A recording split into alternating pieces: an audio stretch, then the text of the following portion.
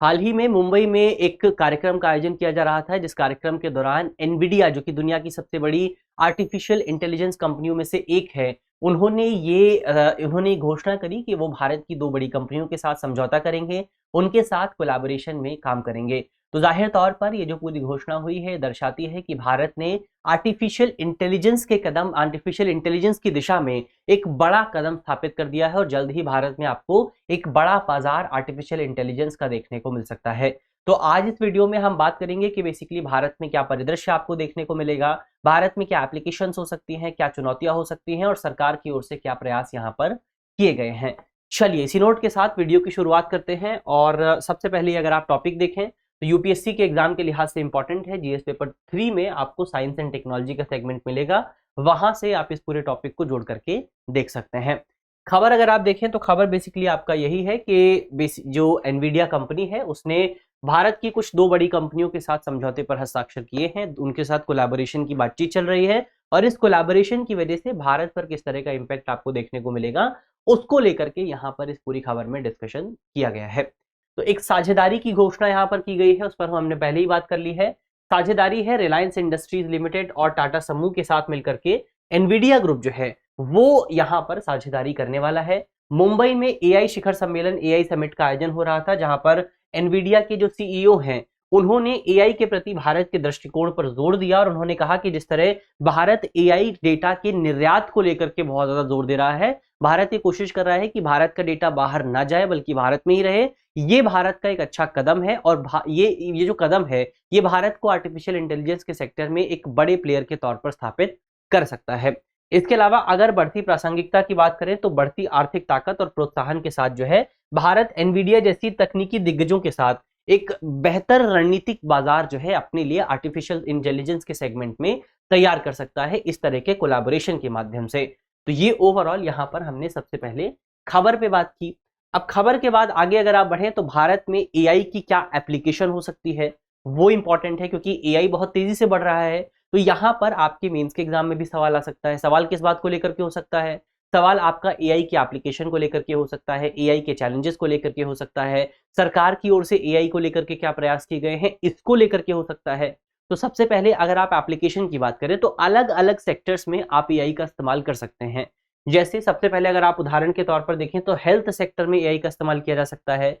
Health sector में basically हम यहाँ पर बीमारियों का पता लगाने के लिए, बीमारियों के उपचार के लिए, बीमारियों का की जो बेसिकली यहाँ पर जो सर्जरी होती है उन तमाम चीजों के लिए हम यहाँ पर एआई का इस्तेमाल कर सकते हैं। जैसे एग्जाम्पल अगर आप देखें तो हम ऐसे एल्गोरिदम डेवलप कर सकते हैं जो कि तस्वीरों में रोग के पैटर्न की पहचान कर सकते हैं। जैसे अगर आप कोई एल्गोरिदम बनाएं और उसको एक्सरे का कोई तस्वीर दिखाएं, तो अगर आपके एल्गोरिदम को आपने सही ढंग से ट्रेन किया है तो वो एक्सरे की तस्वीर के आधार पर आपके रोग की पहचान कर सकता है। तो इस तरह आप किसी एल्गोरिदम को डेवलप कर सकते हैं। कृषि क्षेत्र में एआई का इस्तेमाल किया जा सकता है, जहां पर आप बहुत प्रिसिशन के साथ जो है आप अपनी खेती कर सकते हैं, अपनी जो सॉइल है उसका ध्यान रख सकते हैं, मौसम का सही ढंग से अनुमान लगा सकते हैं। आप शिक्षा के क्षेत्र में एआई का इस्तेमाल कर सकते हैं, जहां पर आप बेसिकली जो स्टूडेंट्स हैं उनकी व्यक्तिगत जरूरतों को जो है आर्टिफिशियल इंटेलिजेंस के माध्यम से पूरा किया जा सकता है, क्योंकि हर स्टूडेंट अलग होता है, हर स्टूडेंट की जरूरत अलग होती है। तो ऐसे में अगर एआई को इस तरह से डिजाइन किया जाए कि वो हर एक स्टूडेंट की अपनी पर्सनलाइज्ड जरूरतों को पूरा कर सके, तो ये आर्टिफिशियल इंटेलिजेंस का एआई के सेक्टर में बहुत अच्छा एप्लीकेशन हो सकता है।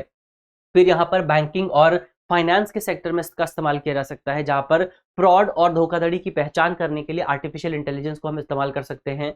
बीते दिनों भारत के रिजर्व बैंक के जो गवर्नर हैं उन्होंने भी अपने बयान में ये कहा था कि रिजर्व बैंक जो है वो भारत के कई बैंकों के साथ मिलकर के आर्टिफिशियल इंटेलिजेंस के सेक्टर में काम कर रहा है, ताकि भारत में आर्टिफिशियल इंटेलिजेंस का इस्तेमाल करते हुए जो भी बैंकिंग फ्रॉड होते हैं, जो भी क्रेडिट कार्ड फ्रॉड होते हैं, उन फ्रॉड की पहचान की जा सके और उन फ्रॉड से निपटा जा सके। तो ये एक बेहतर एप्लीकेशन हो सकता है। फिर आपका सार्वजनिक सुरक्षा और आपदा प्रबंधन में भी इसका इस्तेमाल किया जा सकता है। तो ये आपके तमाम एप्लीकेशन हुए जो कि आपको आर्टिफिशियल इंटेलिजेंस के सेक्टर में देखने को मिलते हैं।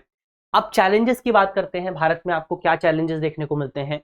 तो सबसे बड़ा जो चैलेंज है वो डेटा की अनुपलब्धता को लेकर के है, क्योंकि आर्टिफिशियल इंटेलिजेंस को ट्रेन करने के लिए आपको डेटा की जरूरत पड़ती है और भारत में आपको बहुत ज्यादा विविधता मिलती है। भारत में अलग अलग भाषाएं हैं, अलग अलग भाषाओं में अलग अलग बोलियां हैं, अलग अलग कल्चर आपको देखने को मिलता है। साउथ का कल्चर अलग है, नॉर्थ का कल्चर अलग है, नॉर्थ ईस्ट का कल्चर अलग है, हर जगह आपको विविधता देखने को मिल जाती है। ऐसे में इस विविधता को आर्टिफिशियल इंटेलिजेंस में शामिल करना बहुत बड़ा चैलेंज बन करके सामने आता है। तो एक तो डेटा की अनुपलब्धता एक बड़ी चुनौती है, मानकीकरण स्टैंडर्डाइजेशन एक बड़ी चुनौती है, क्योंकि आपको अगर आर्टिफिशियल इंटेलिजेंस को ट्रेन करना है तो उसके लिए आपको स्टैंडर्ड डेटा की जरूरत पड़ती है।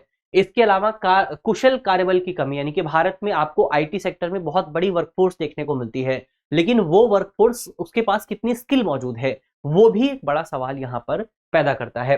फिर बुनियादी ढांचे की जो आपको बाधाएं हैं वो भी भारत में देखने को मिलती हैं। एआई सिस्टम को संचालित करने के लिए आपको बहुत हाई स्पीड इंटरनेट की जरूरत पड़ती है, बहुत बहुत अच्छे इंफ्रास्ट्रक्चर की जरूरत पड़ती है, जो कि भारत में आपको खासतौर पर देखने को नहीं मिलता। तो ये भी एक बड़ा चैलेंज है।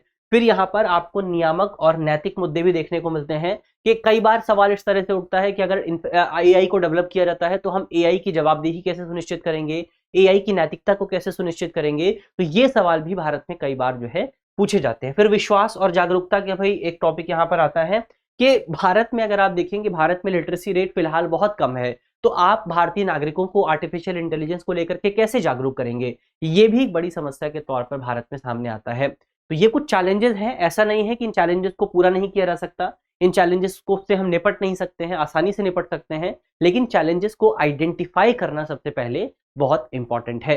तो ये हमने चैलेंजेस पर बात की। अब इन चैलेंजेस से निपटने के लिए सरकार की ओर से क्या प्रयास किए गए हैं, उन प्रयासों पर अगर हम बात करें तो इसमें जैसे आपका एक प्रयास है सरकार की ओर से कृत्रिम बुद्धिमत्ता हेतु राष्ट्रीय रणनीति की शुरुआत की गई है, यानी कि national strategy for artificial intelligence जो है वो नीति आयोग की ओर से 2018 में शुरू की गई थी, जिसका लक्ष्य है कि भारत को आर्टिफिशियल इंटेलिजेंस के क्षेत्र में एक बहुत ग्लोबल लीडर के तौर पर स्थापित किया जाए। तो एक तो ये प्रयास हुआ।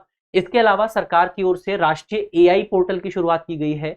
ai.gov.in पोर्टल की शुरुआत जो है वो सरकार ने की है, जहां पर जिसको 2020 में लॉन्च किया गया था, और इस पर आपको आर्टिफिशियल इंटेलिजेंस को लेकर के भारत में जितने भी शोध हुए हैं, जितनी भी इंफॉर्मेशन मौजूद है, जितने आर्टिकल्स मौजूद हैं, ये सभी आर्टिकल वहां पर आपको इस प्लेटफॉर्म पर जो है मिल जाएंगे, इस पोर्टल पर मिल जाएंगे।